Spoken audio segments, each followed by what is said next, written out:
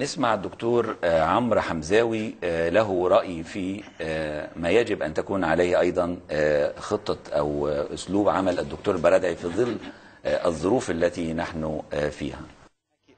أحد الصعوبات الرئيسية للعمل في نظام سياسي بالتركيبة المصرية هو أن أنت كناشط أو كمرشح أو مرشحة للمعارضة دايما بتعلمي ان في قيود مفروض عليكي سلفا، وعليك انك تطالبي بتغيير القيود كما يطالب الدكتور البرادعي بتغيير القيود الدستوريه على ترشيح المستقلين وغيره وبنزاهه الانتخابات، ولكن ايضا في نفس الوقت عليك انك تلعبي السياسه من داخل اللعبه بقواعد اللعبه اللي فارضها النظام.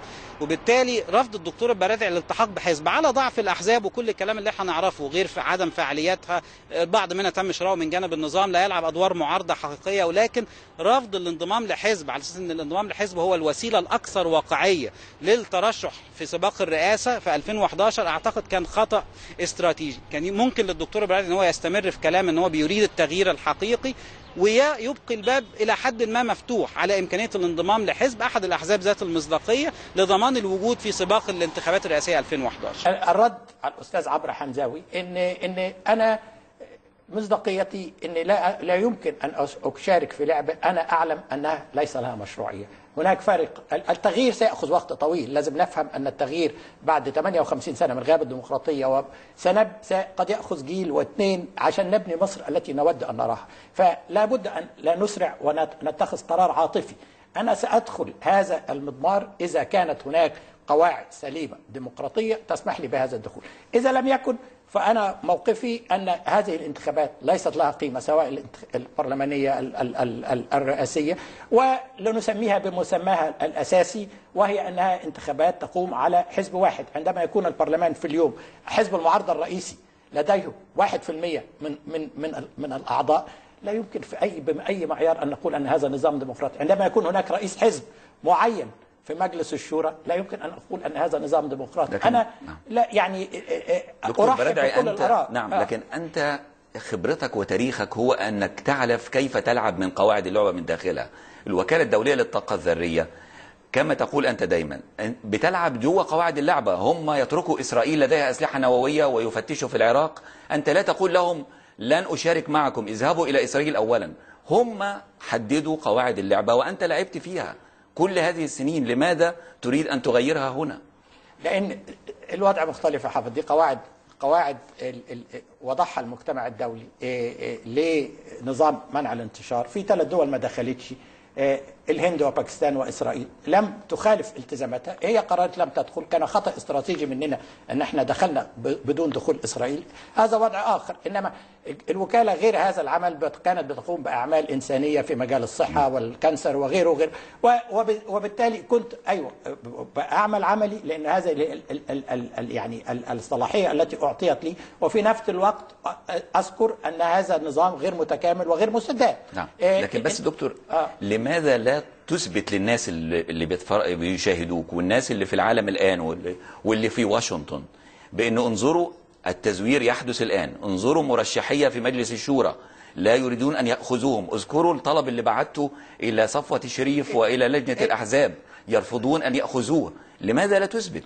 إذا يعني أي شخص عنده مصداقية وعنده فهم للديمقراطية حافظ هيعرف إن أنا كوني إن أنا أقدم طلب لجنة أحزاب يرأسها رئيس الحزب الوطني معناه إن أنا فقدت جزء كبير من مصداقيتي وجزء كبير من مصداقيتي أمام نفسي.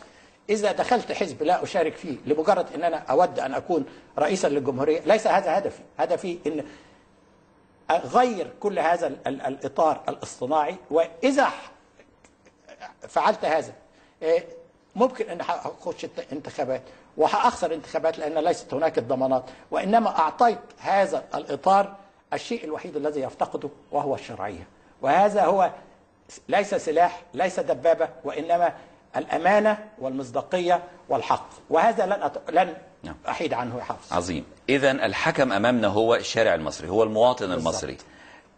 لنستمع، احنا حاولنا نسأل بعض الناس في منطقة شعبية ماذا تعرفون عن دكتور محمد البرادعي؟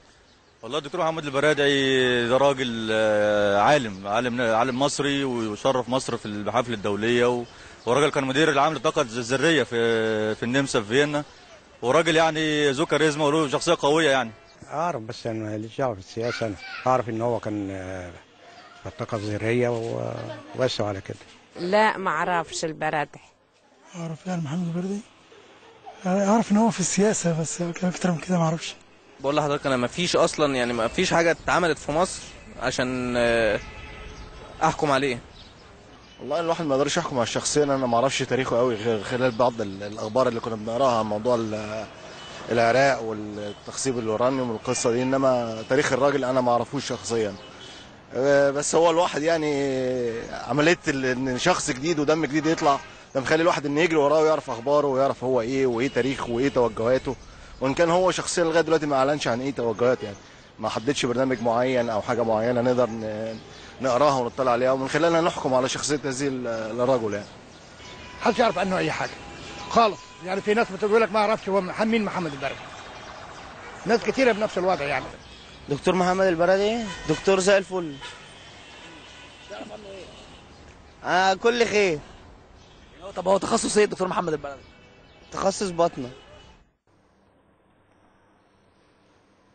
في ناس هذا حافظ مش عارفه او لا هذا طبعا ما اتوقعه.